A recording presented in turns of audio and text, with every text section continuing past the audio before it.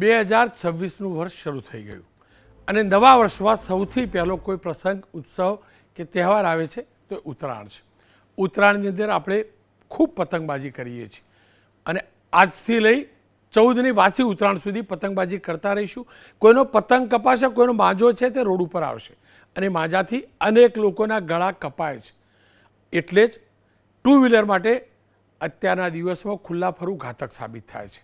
એટલે જ two wheeler પર આ પ્રકારે સેફ્ટી ગાર્ડ લગાવવું જરૂરી હોય છે અને એ સંદેશ આપણા રાજ્યના મુખ્યમંત્રી ભૂપેન્દ્રભાઈ પટેલે જાતે આપ્યો છે.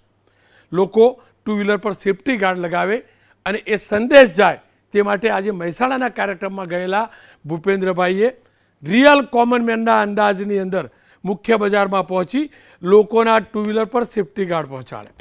તહેવારમાં ઘાતક દોરીથી લોકો ઇજાગ્રસ્ત ન થાય અને આજથી જ આ પ્રકારના સેફ્ટી ગાર્ડ લગાવવાનું શરૂ કરે એમના ટુ વ્હીલર પર એ જરૂરી છે અને એ જ પ્રકારના સેફ્ટી ગાર્ડ અનેક NGO પણ લગાડે છે.